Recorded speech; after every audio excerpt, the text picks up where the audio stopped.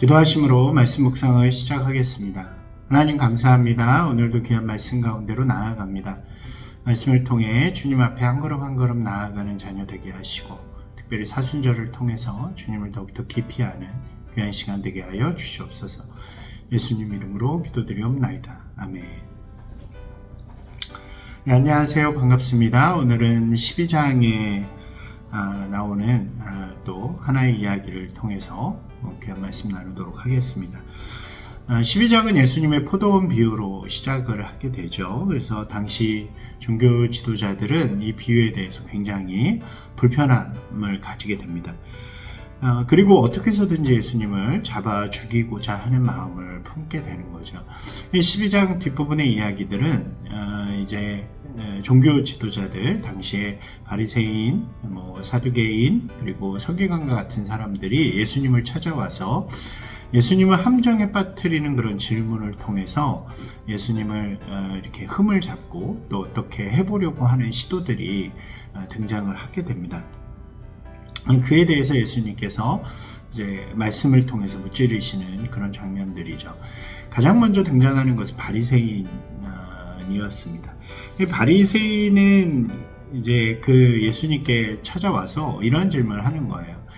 되게 미사오구를 통해서 예수님을 높이는 척 한 후에 선생님, 이 가이사에게, 이 로마의 황제잖아요. 로마 황제에게 우리 유대인이 세금을 바치는 것이 옳은 일입니까? 라는 질문을 하게 됩니다.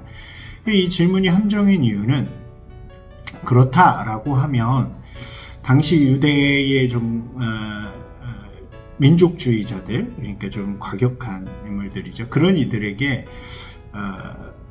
예수님이 굉장히 타깃이 될 수 있고 또 예수님이 가진 어떤 그런 인기들이 좀 문제가 될 수 있는 소지가 있는 것이고, 아니라고 한다면 그것은 반역에 대한 문제이기 때문에 고발이 될 수 있는 그런 문제였다는 거죠. 그래서 이도저도 대답하기가 쉽지 않은 그런 곤란한 상황이었다고 할 수 있습니다. 예수님께서는 이에 대하여서 그들에게 왜 시험하려고 하느냐라는 말씀과 함께 한 데나리온을 가져오라고 말씀하십니다. 이 데나리온은 그 당시에 하루 품삯, 이제 그 화폐의 단위였고요. 그곳에는 그 화폐에는 가이사의 얼굴이 새겨져 있었다 그래요. 그러니까 그것을 갖고 딱 오니까 그것을 가지고 여기 그려져 있는 인물이 누구냐라고 물으시죠. 근데 가이사입니다 라고 이야기하니까, 그럼 가이사의 것은 가이사에게, 그리고 하나님의 것은 하나님께 바쳐라 라고 말씀하시는 것입니다. 이것이 굉장히 유명한 말씀이기도 하죠. 그리고 성경은 그 뒤에 어떤 이 이야기에 대한 설명도 없이 듣는 그들이, 그러니까 바리새인들이 굉장히 놀랍게 여겼다, 탐욕하였다라는 이야기로 마무리가 되어집니다. 그러니까 더 이상 논쟁을 이어갈 수 없는 상황이 된 것이죠. 우리가 이 말씀을 좀 오늘 생각해 본다면, 우리가 믿음으로 세상을 살아간다는 것이 무엇인가를 좀 이야기해 주는 장면이라고 할 수 있겠죠. 우리가 믿음으로 살아간다라는 말은요, 두 가지 영역을 모두 다 포함하고 있는 말이라고 할 수 있습니다. 그러니까 우리는 세상의 권세 아래 살아가는 사람들이죠. 또 동시에 그러면서도 그 안에서 하나님을 향한 믿음을 선택하였고, 또 그 믿음 아래서 하나님의 나라를 만들고 이루면서 살아가는 사람들이라고 할 수 있는 것입니다. 그렇다는 것은 그 두 가지 세상 모두에게 권리와 의무를 갖는다는 것을 의미하는 것이기도 합니다. 지금 우리를 예로 든다면 우리는 지금 대한민국 국민으로 살아가잖아요.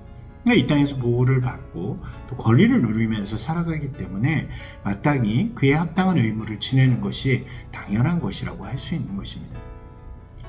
그러면서도 동시에 우리는 하나님의 사람으로 세상 가운데 성도로 또 하나님의 백성으로 살아가기 때문에 우리의 삶의 것을 들여서 하나님의 나라를 이루면서 살아가는 것 또한 우리의 주어진 의무라고 할 수 있는 것이죠.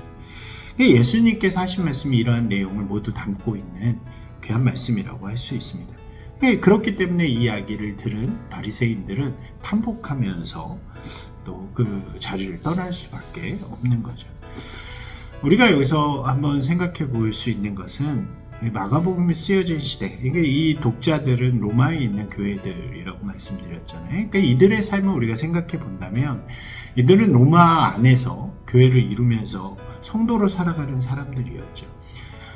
그 당시는 박해가 있었고 어려움이 있었기 때문에 이들은 아마 그 가운데서 고민하는 삶을 살아갔을 것이라고 생각이 되어집니다. 어떻게 해야 되는가? 하나님의 백성으로 살면서 또 로마 시민으로 살아가는 것이 어떤 의미를 가져야 하는가? 그러한 그들에게 이 말씀은 굉장히 좋은 해답이 되었을 것이라고 생각되어지고요. 하나님을 믿는 자들이 세상 속에서 져야 하는 의무에 대해서 회피해서는 안 된다는 것을 잘 보여주는 거죠. 그들보다 더욱 좋은 시민이 되어야 되고요. 또 동시에 무엇보다도 하나님의 백성임을 잊지 않고 어떤 박해 속에서도 하나님의 것을 지켜낼 수 있는 자들이 되어야 한다는 것, 그것을 이들이 배웠을 것이라고 생각이 되어집니다. 그리고 오늘을 살아가는 우리에게도 이 말씀은 동일한 교훈이 되어지는 거죠. 우리는 세상과 단절된 사람들이 아닙니다.